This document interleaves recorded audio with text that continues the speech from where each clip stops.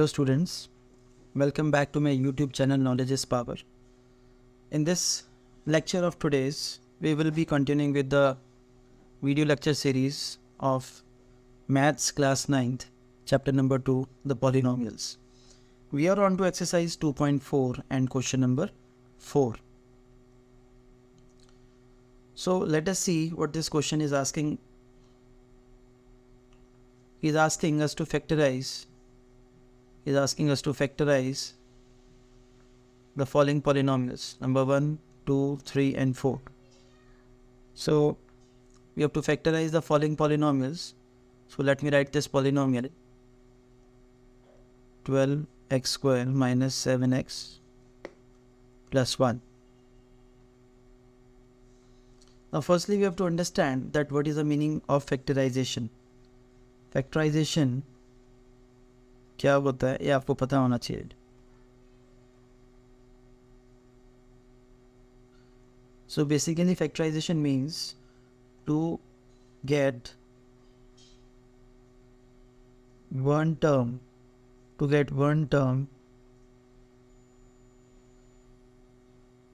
from number of terms.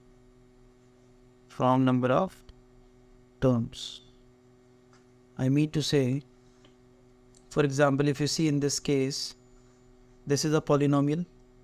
Let us call it a polynomial in variable x. This is 12x square minus 7x plus 1. So if you will see here, this 12x square is one term, this minus 7x is another term, this plus 1 is another term. So we have got three different terms. This is first term, this one is second term, this one is third term, right? So we have got three different terms here. Now I told you that factorization means, in a very simple words, to get one term from number of terms. यहाँ पर देखिए, यहाँ पर three terms हैं, तो मुझे अगर मैं इन थ्री टर्म्स को एक टर्म में रिड्यूस कर दूँ, क्या करूँ? इन थ्री टर्म्स को थ्री टर्म्स से वन टर्म बना दूँ, तो मैं बोलूँगा कि मैंने इसको फैक्टराइज कर दिया है. तो बेसिकली अभी जो 12x स्क्वायर है, ये 12x square minus 7x plus 1, अभी ये नॉन फैक्टराइज फॉर्म है. क्या? This is a non factorise form, NF form. तो इसके कुछ स्टेप्स हैं हमारे पास जो हमें परफॉर्म करने होते हैं. देखिए, if you compare this equation with a standard form of quadratic, this is a quadratic equation, क्योंकि इसके जो हाईएस्ट पावर है वेरिएबल की वो 2 है, तो ये क्वाड्रेटिक इक्वेशन है. इसको अगर आप स्टैंडर्ड फॉर्म ऑफ क्वाड्रेटिक से कंपेयर करेंगे, standard form of quadratic equation होती है ax square plus bx plus c. आप अगर इससे कंपेयर करेंगे इसे, तो आप इसे कंपेयर करिए, तो a मेरा हो जाएगा 12, b मेरा हो जाएगा -7 और c मेरा हो जाएगा +1, right?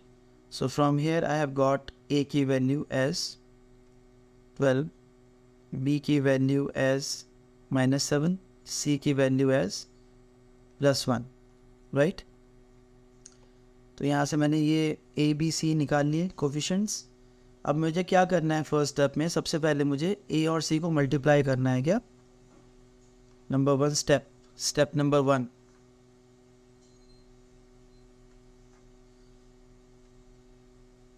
Multiply a and c. इनको मल्टीप्लाई कर लेते हैं. So this is 12 into 1. So I'm getting 12. Then second step में है do prime factorization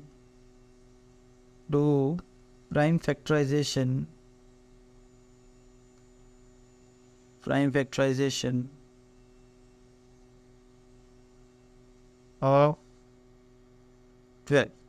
12 की मुझे प्राइम फैक्टराइजेशन करनी है, तो मैं कर देता हूँ ध्यान रखिए प्राइम फैक्टर्स ही निकालने हैं, 2 6 ज़ा, 2 3 ज़ा और 3 1 ज़ा, राइट। सो बेसिकली जो प्राइम फैक्टराइजेशन हो गई वो क्या हो गई, 12 की 2 into 2 into 3, 2 into 2 into 3. This is the prime factorization of 12, right? Now third step, ये सबसे इम्पोर्टेंट स्टेप है। इसमें आपको क्या करना है, जैसे आपका जो पॉलिनोमियल था that was 12x² minus 7x plus 1, right. तो आपको ये जो मिडल टर्म, इसको बोलते हैं मिडल टर्म, क्या, this term is known as middle term. ध्यान से देखिए इस चीज़ को, this is known as middle term. तो मुझे क्या करना है, जो फैक्टर्स हैं, ये जो फैक्टर्स हैं, पहले देखिए इसमें कितने नंबर ऑफ फैक्टर्स हैं, 3 फैक्टर्स हैं, 3 फैक्टर हैं। तो इन 3 फैक्टर्स को मुझे 2 फैक्टर में रिड्यूस करना है। तो मेरे पास जो पॉसिबिलिटीज़ हैं वो क्या क्या हैं देख लेते हैं। देखिए या तो मैं 2 और 2 को मल्टीप्लाई करके लिख दूँ 4 and 3, ये मेरे 2 प्रोबेबल फैक्टर्स हो सकते हैं। या तो मैं क्या करता हूँ, 2 और 3 को मल्टीप्लाई करता हूँ, दैट इज़ 6 and 2। दूसरा जो प्रोबेबल फैक्टर है मेरा 6 और 2 है। और कोई प्रोबेबल फैक्टर है तो आप बता दीजिए। देखिए 2 into 2 किया 4 आ गया और एक 3 फैक्टर हो गया। दूसरा 2 into 3 किया 6 आ गया और 2 फैक्टर हो गया, राइट। तो ये 2 मेरे पास प्रोबेबल फैक्टर्स हैं, नंबर 1 एंड नंबर 2। बट मुझे इसमें से वो फैक्टर चूज़ करना है जिनके सम या डिफरेंस मेरा मिडिल टर्म आए। मतलब ऐसा कोई फैक्टर जिसमें सम या डिफरेंस मेरा -7 आ जाए। तो 6 को और 2 को अगर मैं देखता हूँ तो 6 + 2 करता हूँ तो आ जाता है 8, और अगर 6 - 2 करता हूँ तो ये आता है 4। तो ये देखिए 8 और 4 मेरा यहाँ पर प्रोबेबिलिटी नहीं है। अगर मैं यहाँ पर करता हूँ ऐसे ना 4 + 3 तो ये मेरा 7 आ जाता है। तो ये बहुत अच्छी बात है, मेरा ये 7 के साथ यहाँ पर -7 है तो कुछ नहीं करना हमें, बस -4 और -3 ले लेना है। तो यहाँ पर मेरा बस साइन चेंज होगा, दैट विल बी -7। अब मैं क्या करता हूँ कि ये जो मेरा -4 और -3 वाला जो ये मेरा कम्बिनेशन है इसको लेता हूँ। तो मैं यहाँ पर लिखता हूँ 12x²। इस मिडिल टर्म को मैं स्प्लिट करूँगा, क्या मिडिल टर्म को स्प्लिट करूँगा, इसको लिखूँगा -7x की जगह -4x -3x प्लस 1, ठीक है। क्या लिखूँगा, 12x² -4x -3x plus 1, getting. तो ये मैंने क्या किया, इस मिडिल टर्म को मैंने in terms of the prime, जो प्राइम फैक्टराइजेशन थी 12 और 1 की, मैंने क्या किया, मैंने उसके प्राइम फैक्टराइजेशन करी। और वो जो 2 to 3 मेरे पास आया था उसको मैंने 3 फैक्टर्स को 2 फैक्टर्स में रिड्यूस किया। और फिर मैंने कम्बिनेशंस लगा के देखा कि 4 3 आएगा या फिर 6 2 आएगा। तो यहाँ पर जो मेरी टर्म है वो 4 और 3 से कंबाइन हो रही है, मैच हो रही है। तो यहाँ पर मैंने इस मिडिल टर्म को ऐसे स्प्लिट कर दिया 2 पार्ट्स में। अब उसके बाद मैं क्या करूँगा, सिंपल है। अब ये जो फर्स्ट 2 टर्म्स, अब इसको फैक्टराइज करने का टाइम आ गया। इन 2 टर्म्स में से देखता हूँ क्या कॉमन है। तो मैंने देखा कि यहाँ पर 4x कॉमन है। तो अगर इस 12x² में से 4x मैं कॉमन निकालूंगा तो यहाँ पर बचेगा 3x, और इसमें से अगर कॉमन निकालूंगा तो यहाँ बचेगा -1। अब यहाँ पर क्या है, दिस इज 3x -1। अब मेरा नेक्स्ट स्टेप जो है वो क्या है, देखिए इन दोनों टर्म्स को तो मैंने फैक्टराइज फॉर्म में ले लिया, क्योंकि ये जो टर्म है 12x² और -4x ये तो फैक्टराइज नहीं थे क्योंकि बीच में माइनस है। अब यहाँ पर क्या हो रहा है, ये 4x है और ये जो पूरा ब्रैकेट है, देखिए ब्रैकेट के अंदर अगर कुछ भी हो जाए, ब्रैकेट के अंदर माइनस हो प्लस हो तो वो 1 टर्म ही काउंट होती है। और 4x इंटू की फॉर्म में है, 4x इंटू 3x -1 है, तो ये भी एक 1 टर्म ही आपकी, right. This is also 1 term. Multiplication में 1 टर्म्स हो जाती हैं हमेशा। अब यहाँ पर मैंने क्या किया, इसको कॉपी पेस्ट किया 3x -1 को, और मैंने यहाँ पर देखा कि यहाँ पर कौन सा साइन है 3x के साथ, इट इज़ माइनस का साइन। तो मैं इस 3x को किससे मल्टीप्लाई करूँ कि ये माइनस हो जाए, ऑब्वियसली -1 से करूँगा, ऑब्वियसली -1 से करूँगा ना, ठीक है। सो बेसिकली अब मैं आप यहाँ पर मेरा एक ये टर्म आ गई और एक ये वाली टर्म आ गई।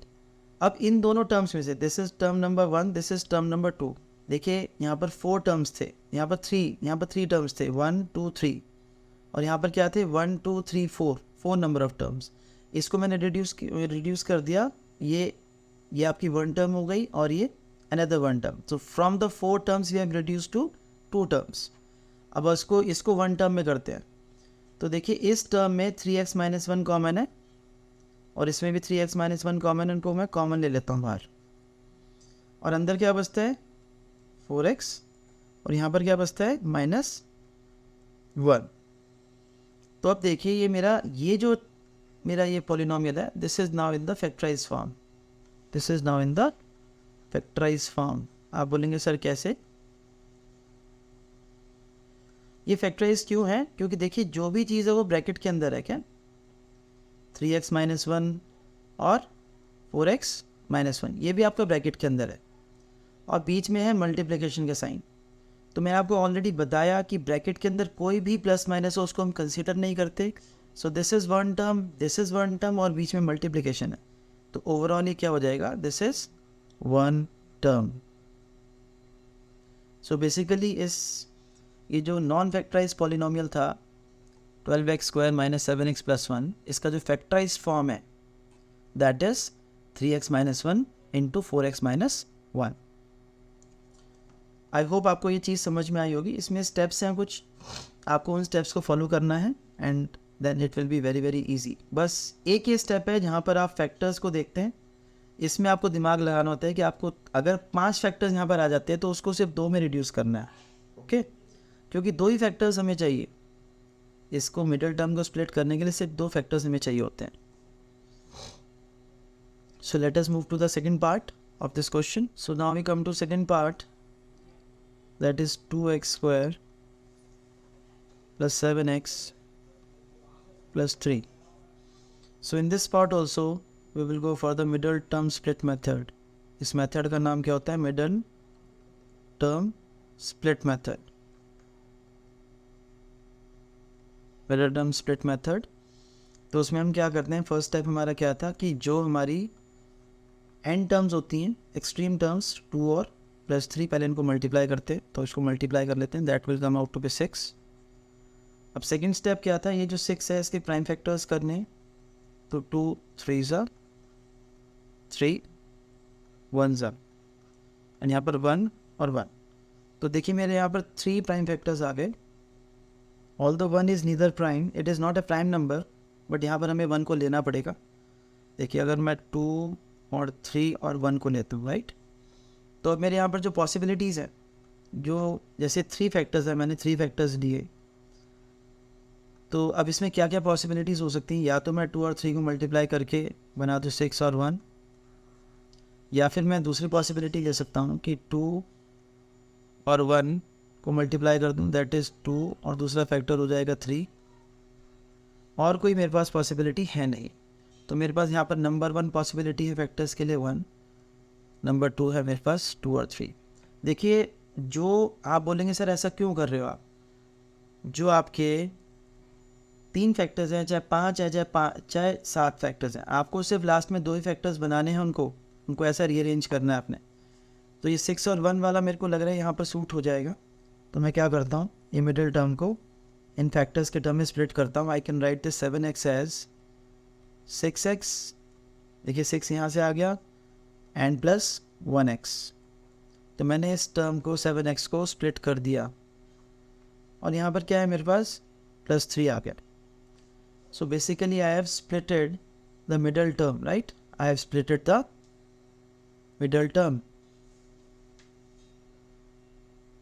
हम देख सकते हैं ऐसे। Now this is 2x² + 6x + 1x + 3। अब सिंपल सी बात है, मुझे इन फर्स्ट 2 टर्म्स में कुछ कॉमन देखना है, इसमें भी कुछ कॉमन देखना है मुझे। सो आई विल सी दैट यहाँ पर 2x कॉमन है, 2x कॉमन है, तो यहाँ पर क्या आ जाएगा, x + 3 आ जाएगा। और इसी के साथ मुझे ये जो कॉमन ब्रैकेट वाली चीज़ है इसको कॉपी पेस्ट करना होता है। यहाँ पर x+3 करता हूँ। अब ये जो दो टर्म्स हैं, ये जो दोनों टर्म्स हैं 2x² + 6x, ये पहले तो थी नॉन फैक्टराइज्ड, अभी हो गई फैक्टराइज्ड। इसकी फैक्टराइज फॉर्म ये हो गई, पर अभी ये जो टर्म्स हैं ये अभी भी फैक्टराइज नहीं हैं।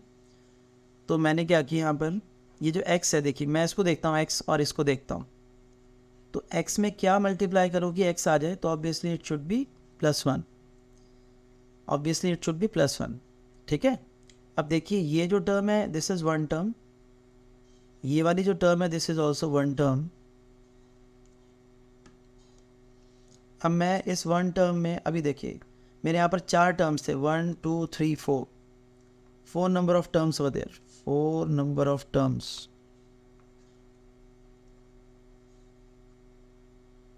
4 number of terms were there. मैंने इनको रिड्यूस करके कितने टर्म्स बना दिए, this is 2, this is one term, this is another one term, तो I have reduce this terms to 2 number of terms. क्या, 2 number of terms. Okay, so this is one term, this is one term. Now अब मैं क्या करता हूँ, इन दोनों में से कॉमन ले लेता हूँ x+3, और यहाँ पर क्या आ जाएगा, देखिए 2x आ जाएगा, और यहाँ पर क्या आ जाएगा +1। So now I have reduced this non-factorized form of this polynomial to the factorized form. This is the factorized form, right? This is the factorized form. So steps were similar. हमने सबसे पहले क्या किया, जो एक्सट्रीम टर्म्स थी 2 और 3 इनको multiply किया तो हमारे पास 6 आ गए। 6 के मैंने क्या किया, मैंने इसकी प्राइम मतलब प्राइम फैक्टराइजेशन ले ली, तो मेरे पास 2 3 और 1 आ गए। फिर मैंने इस 2 3 1 से पॉसिबल कंडीशंस निकाली दो फैक्टर्स की, या तो 6 1 होगा या तो 2 3 हो जाएगा। फिर मैंने यहाँ देखा कि जो मिडल टर्म है वो किसके फॉर्म में रिप्रेजेंट हो सकती है, तो वो 6 और 1 के फॉर्म में ईजिली रिप्रेजेंट हो सकती है। तो यहाँ पर मैंने लिख दिया 2x² + 6x + 1x + 3। Middle term को मैंने स्प्लिट कर दिया दो पार्ट्स में। फिर उसके बाद का स्टेप क्या है कि जो फर्स्ट 2 टर्म्स है उसमें से कुछ कॉमन देख लीजिए, और ये जो कॉमन ब्रैकेट वाली चीज़ है इसको कॉपी पेस्ट कर दीजिए। यहाँ पर कॉपी पेस्ट कर लिया। फिर देखिए कि ये जो दो टर्म्स है इसको तो मैंने फैक्टराइज कर दिया, ये जो 2 टर्म्स है इसको फैक्टराइज करना बाकी है अभी। तो x को देखना है पहले, और यहाँ पर देखिए यहाँ पर x क्या है, x के साथ क्या है, इट इज़ 1x, तो ऑब्वियसली मैं x को +1 से मल्टीप्लाई करूँगा, है ना। फिर मैं देखता हूँ कि ये आपकी वन टर्म है, ये आपकी अनदर वन टर्म है। सो दिस इज x+3, और यहाँ पर क्या है, यहाँ पर 2x है, यहाँ पर +1 है, right. So this is a factorise form. So I hope आपको ये क्वेश्चन समझ में आ रहे होंगे। Then we come to third part of this question. Immediately we come to the third part of this question, that is saying we have got a polynomial as 6x² + 5x - 6.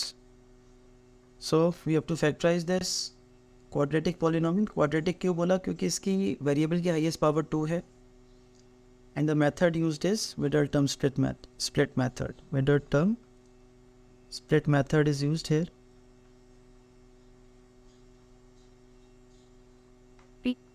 Now number one step is that we have to multiply the extreme terms, that is 6 and -6. So the answer will be -36. आप minus को discard कर दीजिए थोड़े time के लिए, इसको हटा दीजिए आप, एंड सिर्फ 36 के फैक्टर्स करेंगे, प्राइम फैक्टर्स। सो 2 18 ज़ा, 2 9 ज़ा, 3 3 ज़ा, 3 1 ज़ा, right. So we have got here 4 prime factors of 36, that is 2 into 2 into 3 into 3. Now I have to make some combinations. देखिए यहाँ पर 4 फैक्टर्स हैं, मुझे सिर्फ 2 ही फैक्टर्स चाहिए, तो मैं एक काम करता हूँ, मैं 2 और 2 को ले लेता हूँ पहले, और फिर 3 और 3 को ले लेता हूँ, तो ये हो जाएगा 4 और 9, 4 और 9 हो गया। अब ईज़िली मुझे पता है कि मेरे को दूसरे फैक्टर्स को बनाने की ज़रूरत ही नहीं है, क्योंकि मुझे दिख रहा है कि 9 - 4 इज़ 5। मैंने आपसे बोला था या तो एडिशन या तो सब्ट्रैक्शन, तो मैं ईज़िली इनको मिडिल टर्म को स्प्लिट करता हूँ, दैट इज़ 6x²। मैं +5x की जगह लिख सकता हूँ +9x माइनस 4x, क्या लिख सकता हूँ, प्लस 9x माइनस 4x, और यहाँ पर माइनस 6 लिख देता हूँ एज इट इज़ ना। सिर्फ मिडिल टर्म को स्प्लिट करना है, आपने ध्यान रखना, सिर्फ मिडिल टर्म को स्प्लिट करके ही लिखना है। Then the next step will be कि जो फर्स्ट टू टर्म्स हैं, इसको इसमें से मैंने कुछ कॉमन देखना है, तो it is 3x, right, it is 3x। तो अगर मैं इससे 3x कॉमन लूँगा तो इट विल बी 2x, और इसमें से लूँगा तो it will B plus 3। So this will be, यहाँ पर मैं इसको कॉपी पेस्ट करूँगा, 2x प्लस 3। अब मैं यहाँ पर देखता हूँ कि ये जो 2x वाली टर्म है, x वाली टर्म को इससे कंपेयर करता हूँ। यहाँ पर क्या है, यहाँ पर है माइनस 4x। तो इस 2x को माइनस 4x कैसे बनाते हैं, तो यहाँ पर मैं माइनस 2 का मल्टीप्लिकेशन कर देता हूँ।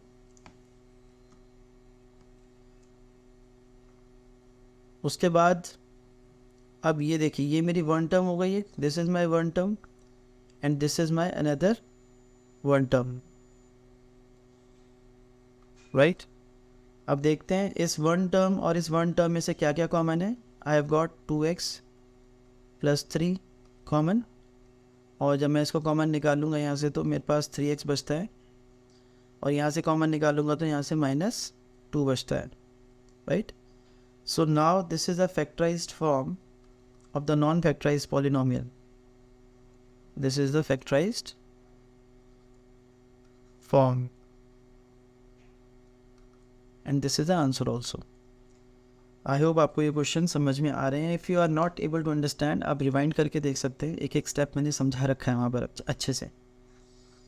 Now immediately let us move to the next part. Let's move to the next part, that is the last part of this question, that is 3x square minus x minus 4. So in this question also we will follow the middle term split method. Middle term split method. So in this we will multiply this 3 and minus 4, extreme terms को हमें multiply करना होता है, that is minus 12 आ गया।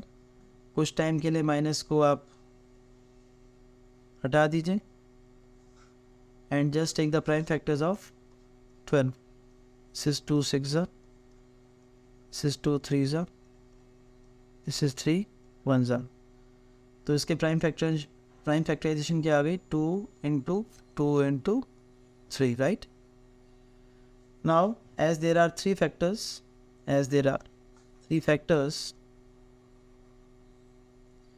तो इसमें से 4 और 3 मैंने ऐसे फैक्टर्स बना लिए, और मैं यहाँ पर देख रहा हूँ, यहाँ पर जो मिडिल टर्म है that is minus, right, minus, इसका मतलब है ये -1 है। तो ईजिली मैं इस -1 को बना सकता हूँ कैसे, -4 प्लस 3 करके, क्या, -4 प्लस 3 करके, तो it will B 3x square. मैं इस मिडिल टर्म को कैसे लिख सकता हूँ, -x को -4x plus 3x, and this is -4, right. Now the next thing is that कि मैं 3x स्क्वायर -4x को में से कुछ कॉमन लेता हूँ, तो मेरे पास सिर्फ एक ही चीज़ कॉमन है, दैट इज़ x। अगर इसमें से 3x मैंने कॉमन लिया तो इट विल बी 3x, और यहाँ से कॉमन लिया तो इट विल बी -4। अब ये जो 3x -4 है, इसको मैं यहाँ पर कॉपी पेस्ट कर लेता हूँ, ठीक है। और यहाँ पर मैं देखता हूँ इस 3x टर्म को और इस वाले टर्म को, obviously both the terms are same, पर मुझे मल्टीप्लाई करना है तो मैं +1 से मल्टीप्लाई कर दूँगा, मुझे मल्टीप्लाई के लिए कुछ लेना होता है। Now the next step, now this is one term, this is again whole one term. तो कॉमन क्या है मेरे पास इन दो, देखिए इस टर्म और इस टर्म में क्या कॉमन है, इट इज़ 3x -4। तो 3x -4 करेंगे तो क्या बचेगा, x बचेगा, और यहाँ पर +1 बचेगा, राइट। तो बेसिकली ये जो non factorized form of polynomial था, this is a non factorized form, non factorized form, इसको हमने मिडल टर्म स्प्लिट मेथड से स्टेप बाय स्टेप किया and now this is a answer that is a factorized form. Factorized form. Factorized form अगर आपको clear नहीं है तो मैंने इस क्वेश्चन के स्टार्टिंग में जब फर्स्ट पार्ट में एक्सप्लेन कर रहा था तो मैंने फैक्टराइज्ड फॉर्म का मतलब बताया था, तो आप उस चीज़ को वहाँ से समझ सकते हैं. कोई भी आपको प्रॉब्लम है तो आप पूरे वीडियो को ध्यान से समझिए, वीडियो को स्किप मत करिए ताकि आपको कुछ समझ में आ जाए अच्छे से, राइट. अगर आप ये सोचेंगे कि हाँ मैं स्टेप बाय स्टेप चलता हूँ और एक ही क्वेश्चन को देख लेता हूँ तो फिर ऐसे जो चीज़ मैंने फर्स्ट पार्ट में समझाई है वो सेकंड में नहीं समझाई है, फिर मैंने ना उसको डायरेक्टली मैंने कर दिया है, एक बार समझा के डायरेक्टली किया. सो काइंडली इस वीडियो को पूरा देखें, टाइम लगाएं थोड़ा सा.